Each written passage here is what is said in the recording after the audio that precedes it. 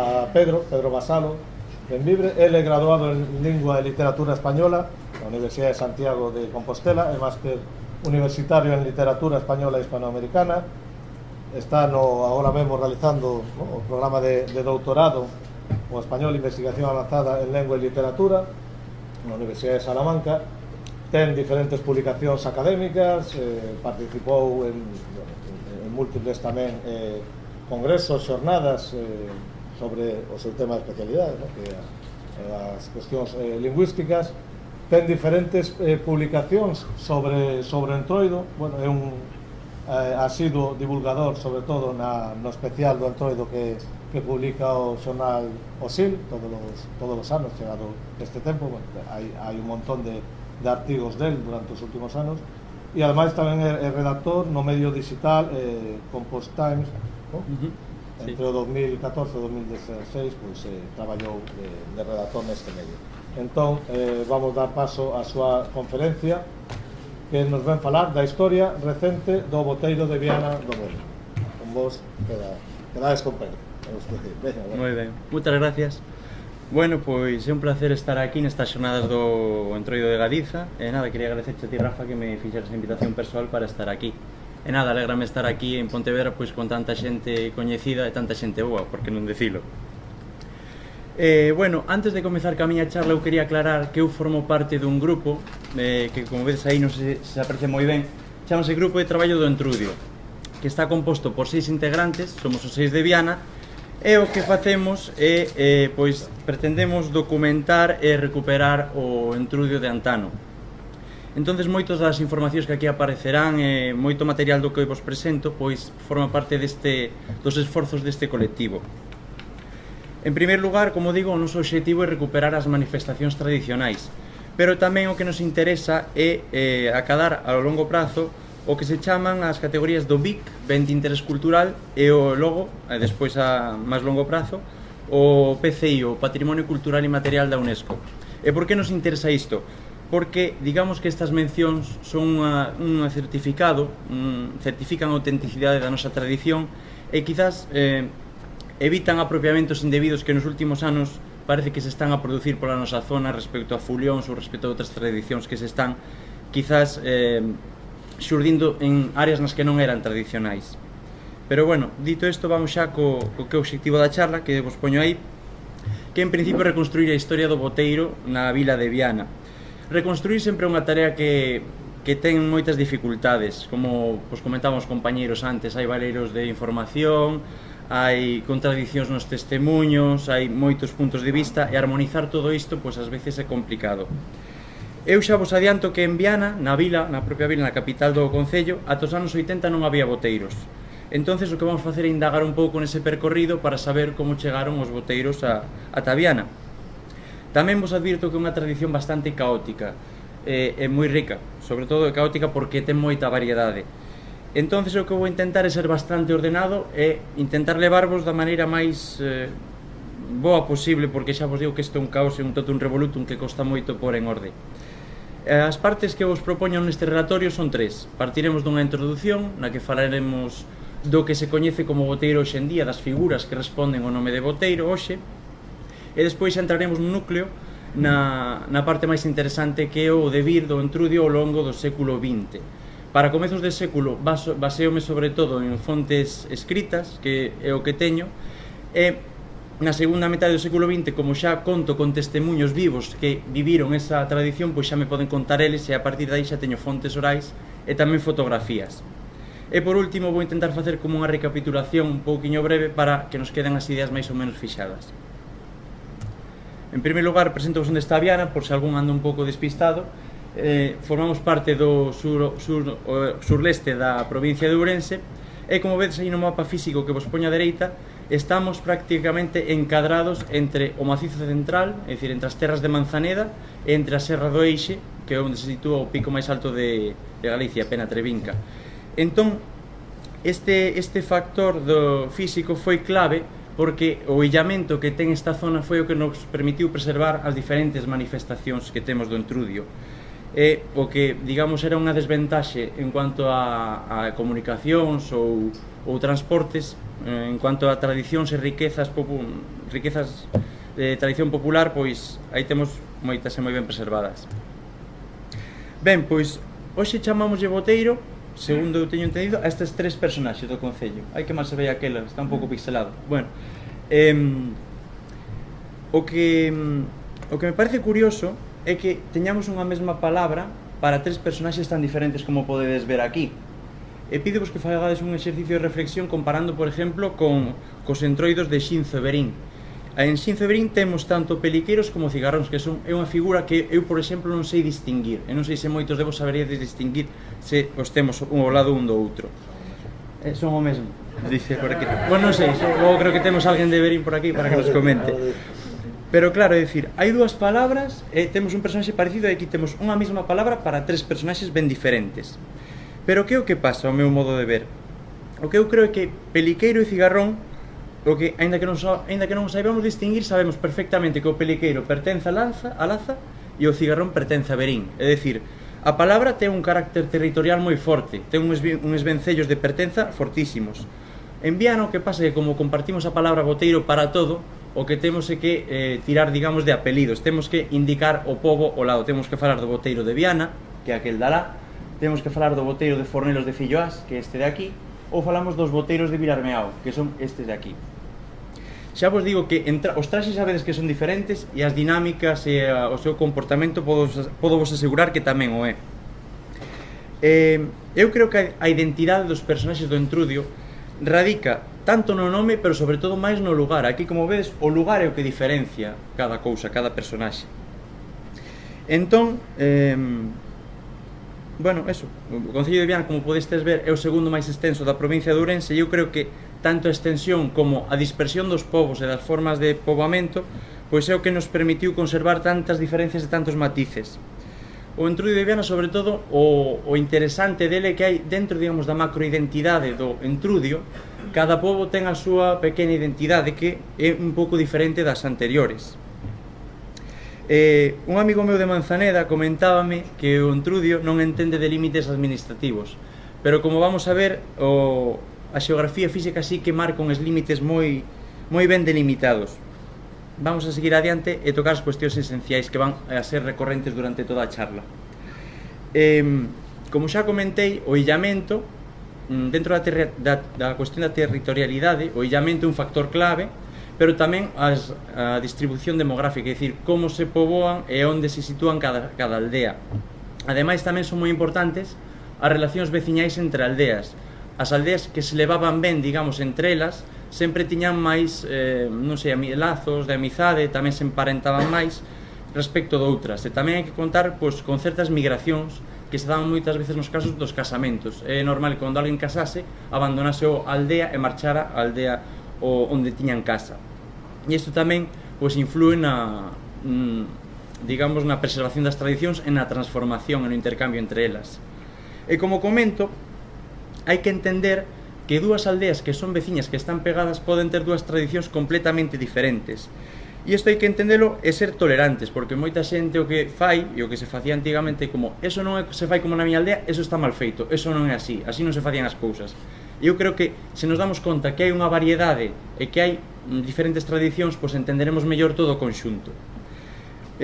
Boa parte destas diferenzas queda reflexada, como vedes, no segundo ítem que vos presento aí, que é nas palabras e nos matices que levan esas palabras. Eu, falando coa xente de Viana, e eu mesmo, hai unha cousa que non sei se é moi políticamente correcto que o diga, pero férvenos a sangre cando escoitamos dicir cousas como folión ou entroido para falar de cousas que son locales, son nosas. Nos decimos fulión, con U, decimos entrudio, como se decía antigamente e como decía a xente. Entendemos que ten que haber un galego normativo, pero para estas tradicións, sobre todo nas cantigas populares, seguro que se verá que hai moitos trazos dialectales que se conservan porque ten que ser así, porque a tradición responde a unha área determinada. E eu creo que o que temos que facer é respectar a cor lingüística, é dicir, respectar as variantes e os localismos. E se nós, na nosa zona, decimos fulión, que é, digamos, na única zona que existe de todo Galicia, eu creo que deberíase conservar a palabra fulión e non intentar normativizalo. O normativo creo que hai que restringilo a outros usos ou usalo en outros usos, aparte da expresividade que ten para nós, que alguén diga entrudio que diga fulión, é dicir, ten unhas connotacións propias que a nos gustanos que se conserven. Da mesma maneira, como vimos a tenor do que comentaba antes dos boteiros e dos cigarróns e dos peliqueiros, unha mesma palabra pode utilizarse para dúas cousas diferentes, ou a veces o caso contrario, dúas palabras podense utilizar para unha mesma cousa. Entonces nesto hai que andar con pés de plomo e ir pois tentando e intentar aproximarse de maneira máis obxectiva posible, non impoñer prexuizos que non están na tradición. Bueno, os matices, aparte das palabras, tamén danse noutra serie de elementos, por exemplo, nos sons, nos traxes, nos comportamentos. Logo, cando fale dos boteiros, seguramente veremos un mogollón de matices moi diferentes. E por último, hai unha cuestión que me gustaría salientar, e é que na tradición sempre se dá unha evolución. Intentar manter o entroido, o entrudio noso, como era vai 100 anos é unha quimera, é dicir, os tempos evolucionan, a tradición vai evolucionando. Nós temos un libro de referencia en Viana, tivemos esa sorte de que un xuiz andaluz que se chama Nicolás Tenorio, que vos poño aí, escribiu un libro que se chama La aldea gallega, no que fai un estudo costumbrista de Viana do Bolo. Entonces fala pois de como era o casamento, da festa do Corpus, e ten un apartado que lle dedica ao entrudio, pero dedícalle, digamos, das 200 páxinas que ten o libro, dedícalle 6 ou 8, é dicir, non un estudo exhaustivo. Entón, moita xente o que fixo, cando veo a Viana intentar entender a tradición, moitos recompilaron o que decía Nicolás Tenorio, e o que fan é presentalo como se fora actual, cando hai moitas tradicións que se facían pois no 1905, 1906, cando ele estaba de xuiz en Viana, que agora xa non se dan. Entonces hai que deixar claro que eso xa non se fai, indicando un pouco os tempos nos que había cada cousa, para non levar a confusión. Bueno, eu presento vos aquí un pouco como vou construir o meu estudo. Como vos dixen, nos primeiros anos o que teño son documentos escritos. Temos La aldea gallega, que é esta obra da que vos falo, e tamén atopei unhas ordenanzas municipais de 1905. Logo, máis adiante, a partir de 1950, entre o 2000, aí nesa segunda parte do século XX xa teño fotografías, testemunhos orais, materiais, etc. Pero nesa parte que vedes en amarelo é unha etapa conflictiva. Por que? Porque entre as fontes escritas e os testemunhos orais hai, digamos, unha lagoa, hai un valeiro de información que non sempre se pode colmar, precisamente porque moita xente da que entrevisto xa é xente que naceu despois da guerra, da posguerra, e intentanme contar o que facían os seus pais e o que facían os seus avós, pero non sempre se lembran, e como xa non o viviron, xa non o teñen tan fresco, sonalles algunha cousa, teñen algunha reminiscencia, pero nunca son testemunhos, digamos, fiables de todo, ou sempre que che danche entender algo, non o dan dunha maneira moi segura. Entón vamos a falar agora dos personaxes que teñen que ver máis co boteiro, porque se estudamos os testemunhos antigos, a única figura que aparece é o que se chama zamarreiro. É dicir, nos testemunhos de 1914 e de 1905 non hai testemunho ningún de boteiros, non se fala para nada de boteiros. Do que se fala é dun zamarreiro, que é un personaxe que vestía roupas vellas, que levaba unhas esquilas atadas nun cinto, e levaba a cara tapada ou tisnada, eso depende un pouco da aldea, e iba cun pau e cun trapo atado na punta, un trapo que se supón que é de tea como as de saco, dunha tea que se chama de xerga, e o que facía este personaxe era untar ese trapo na bosta e na lama que había nas calles e irlle zoscando a xente durante o fulión, a quen fora, pois un pouco en broma e un pouco para levar a orde no fulión, non? O que vedes aí, poñemos un cadro resumo das características. O que vedes que hai de Viana é o que saquei de La aldea gallega, pero contáronme, a xente maior díceme que en Viana non se acorda ninguén dun zamarreiro. Entonces é curioso que se en 1905 e 1914 máis ou menos podía haber un zamarrón, 30 anos despois desaparece sin vir a contos, non sei, é unha cousa peculiar. O que me contaba unha señora maior é que ese personaxe que se documentaba en Viana viña do pobo de Fornelos de Cova, é dicir, viñan como en visita, representaba unha escena teatral e logo volvían ao pobo. Entón, non sei moi ben, o zamarreiro teño as informacións que teño, hai que contrastalas de momento, que teño, digamos, un borrador, un esquema que hai que pasarlo, hai que, digamos, contrastalo, a ver como podo facer. E como vos digo, dos boteiros non se fala en ningún momento, pero nos anos 90, cando Viana empezou a coller un pouco de pulo nesto do entrudio, pois atopei este artículo na región, na hemeroteca, e o que fai a persoa que escribe para xustificar a existencia do boteiro é simplemente decir que o zamarreiro tamén se chamaba boteiro. Entón, os boteiros, como poderedes ver, son personaxes que van de gala, que se presentan, digamos, cun traxe elegante. Parece un pouco inverosímil que estes personaxes son tan ancestrais como se di, que un zamarreiro, que un personaxe que vai cheo de bosta, que vai embadurnando a xente, vai lixando a xente, da noite para a mañá se transforma nun personaxe de gala. É unha cousa moi inverosímil. A mí este artigo pareceme que non se sostén de ninguna maneira, non hai por onde collelo. Pero bueno, quería non explicaron desta maneira un pouco ramplona, o meu modo de ver. Vamos agora a pasar o que eran os boteiros, o que sí que os había nas aldeas, en Viana non, pero nas aldeas sí que me falaron deles. Poñemos aquí este mapa porque, como comentaron os compañeros antes, a territorialidade era algo fundamental. Non se ven moi ben os povos, pero sí que vedes unha liña amarela, verdad, que vai dendo o sur cara ao norte, veise ben. Pois un pouquiño cara á esquerda hai un río que sigue por aí, ese é o río Camba. Esa, digamos, que é a gran fronteira natural das dúas grandes tradicións de entrudio de Viana. Daquela beira hai unha tradición moi diferente da desta. Vou vos pôr agora un mapa das parroquias e vadelo ver mellor. As parroquias máis grandes que están ali cara a vosa esquerda son as que están lindando con Vilariño de Conso. Nesa zona, que é o oeste, había fulións, que son as comitivas que empuñan pois apeiros de labranza e bombos e tambores, e bueno, un pouco que houbera por casa tamén sartenes, o que se pudera, e iban tocando uns ritmos determinados. Cada aldea ou cada certo grupo de aldeas tiña un ritmo que iban tocando, polas noites sobre todo. E tamén contaban, como decían os compañeiros de antes, con obras teatrales que eran, digamos, casi comuns a toda Galicia en Tubón, non? E nesta parte recibían o nome de fuliadas, con U, fuliadas. Mentras que na zona leste, é dicir, na zona centro-leste, que toda esta zona, a maioría do concello, o que temos é, non se recordan os fulións, non se constata a existencia de fulións. Se acaso decía a xente a que entrevisto agora, díceme que tal vez os seus avós tal vez tocaran, pero eles non o acordan, nin os pais tampouco. E o que había eran unhas comparsas, que era unha comitiva de personas que o que iban polos pueblos representando unhas obras de teatro que se chamaban disputas. Como podemos ver, xa entran en xogo a territorialidade e as palabras diferentes. Unha zona ten unhas palabras, outra zona ten outras, pero como vemos, a obra de teatro é compartida, está nas dúas beiras. O que pasa é que xa a identidade márcase a través de dúas palabras diferentes. Vamos a ver primeiro a zona oeste. Bueno, a zona este, estes personaxes que vos presento aquí son boteiros. O boteiro de Quintela do Pando e Fradero, que son dúas aldeas de Viana, era moi diferente do que se conserva hoxe. Vou vos pedir aquí un exercicio de imaginación, porque claro, como está, digamos, perdido, o que se fixo foi intentar recuperalo de diversas maneiras. Este ano, no desfile do Domingo Gordo, fíxose unha carroza con este boteiro que vedes aí de musgo, e intentando como facer unha estatua do que era o antigo boteiro. Pero este boteiro non levaba musgo, obviamente, senón que o que levaba era un traxe branco, todo branco, cheo de fitas de cores. É dicir, pídoos que a aquel personaxe lle poñades este traxe, todo branco, de cintas de cores, con guantes brancos tamén, e que na cabeza leva un carapucho con cintas de cores a maneira de este, que este é un boteiro de Fradero recente.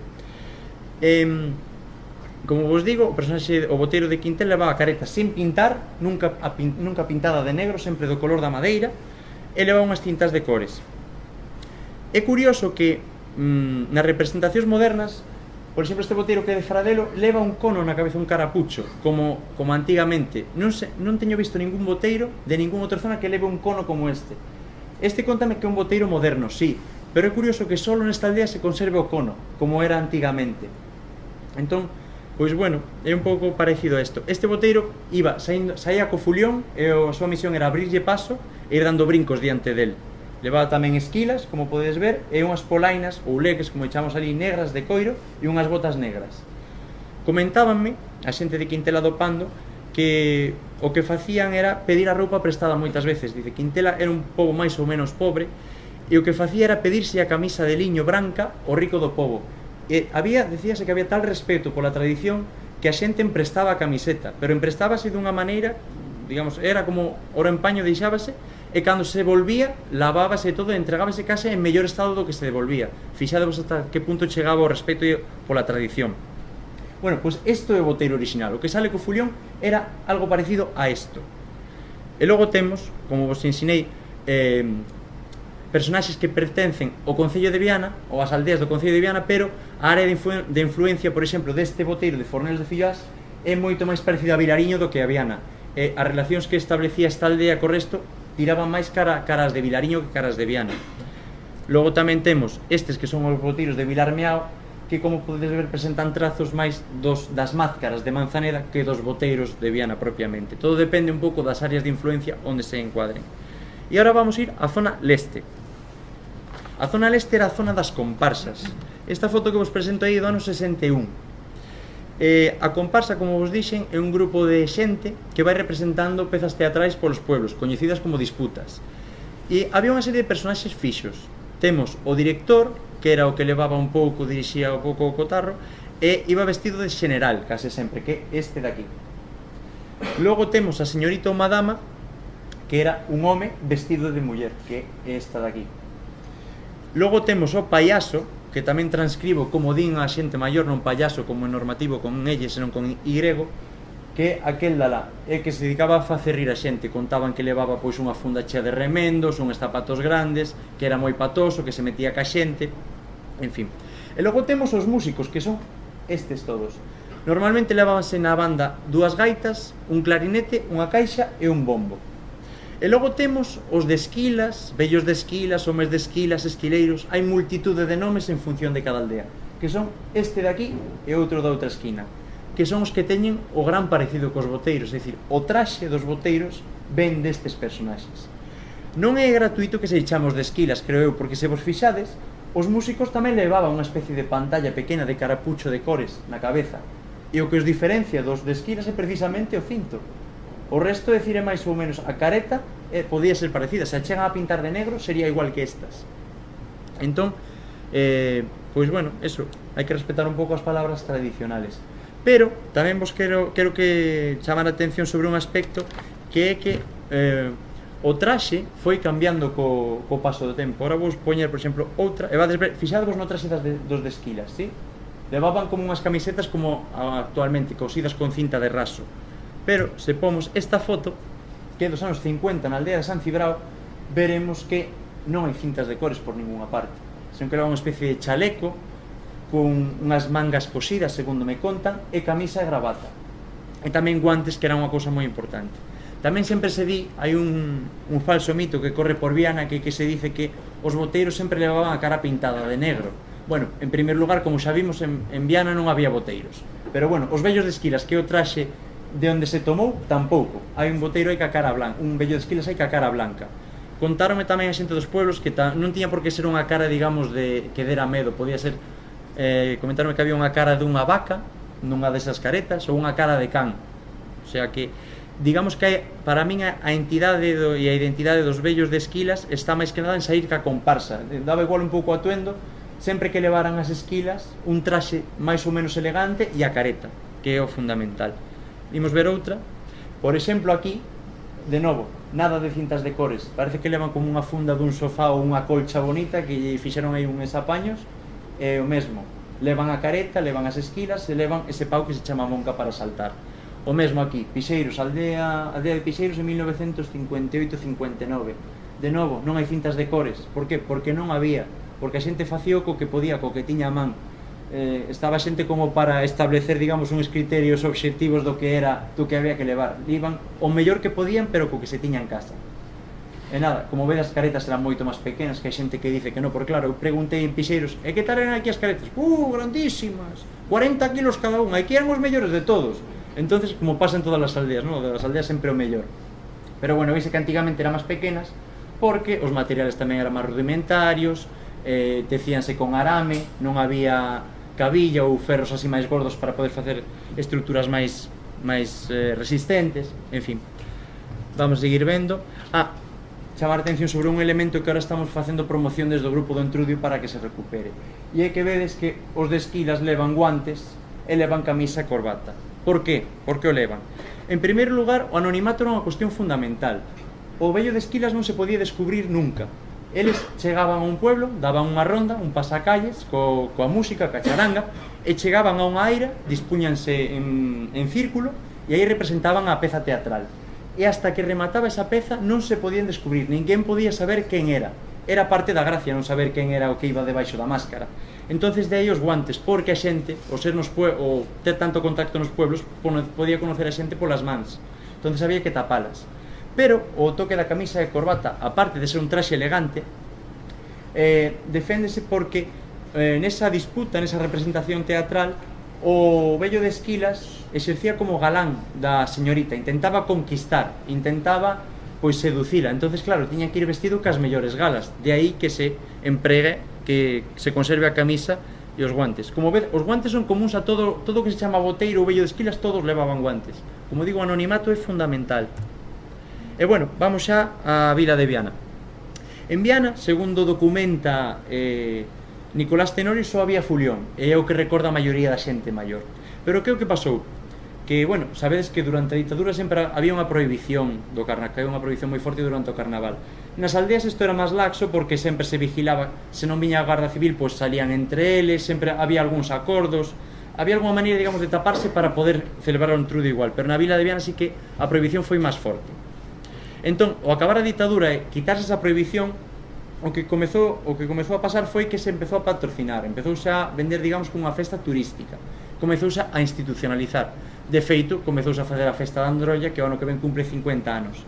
Empezábase como a buscarlle o rendemento económico. E dai comenzaron, con ese rendemento económico, esa promoción turística, comenzaron a facer desfiles de Entroido, o desfile do Domingo Gordo, que ainda se fai hoxe. É que o que pasou, como viña a tele, como viña a radio, como viñan os periódicos a dar conta do que pasaba ali, moita xente das comparsas cedeu traxes e máscaras dos de Esquilas ao fulión, e aí foi onde se deu esa mezcla, esa mestura. Entón, claro, pois, que é o que pasou despois? Que dende o Concello, dende a asociación, a comisión de festas que levaba o Entroido, comentáronme que os fulións había 2 ou 3 cando comezou a facerse a Androlla. Entón o que fixeron foi promocionar os fulións, que volveran. E claro, xuntar a música das comparsas e os versos cos fulións é unha cousa que acaba en desastre. Os das comparsas comentábanme que ao chegar á praza metíanlles detrás un fulión, entonces nin se escoitaba a música, nin se escoitaban os versos, a xente non respetaba, e ao final o que pasou que a xente das comparsas foi que se cansou e só quedaron os fulións, que o que non necesita preparación, non se necesita ensayar uns versos, non se necesita ensayar a música, e foi o que quedou entón. Pero bueno, aquí nestes carteles que vos traio dos boteiros de Viana pódese ver a proba fehaciente de que sí que isto viña dos vellos de Esquilas, que é a camisa e a corbata. Este é do ano 88 do cartel da Xunta. Tamén hai postais, sí, foi como unha campaña, creo. E este, que atopei que é do ano 97 da Androlla, tamén, aí está a corbata e a camisa. O sea, que isto son, digamos, as pistas que nos indican que, bueno, toda a xente dos pueblos é unha verdade, digamos, que se sabe a voces. Por eso a min gustábame aquí falar aquí desto, porque a xente dos pueblos toda sabe a verdade, pero cando ven a tele non sei que pasa, que nos acobardamos ou non o decimos, temos medo, non sei que pasa, que isto non se conta. Eu creo que hai que devolverlle, digamos, a homenaxe ás aldeas que foron as que conservaron o noso entrudio. Que máis vos podo decir? Bueno, estes son os boteiros actuais, como vedes, un parecido espectacular cos vellos de Esquilas, pero aquí veis xa se perderan os guantes, xa a camisa tamén e a corbata se foran perdendo, e as máscaras foron ganando en complexidade e tamén en riqueza, é dicir, as cintas xa son moito máis rechamantes, ponse moitos máis adornos, en fin. Non sei que máis teño por aí, creo que teño un cadro resumo das características, como vos dixen. Vamos facer así un pequeno resumo rapidamente. O zamarreiro, como vos digo, era algo que había que se documenta nos primeiros textos e que salía co fulión soamente.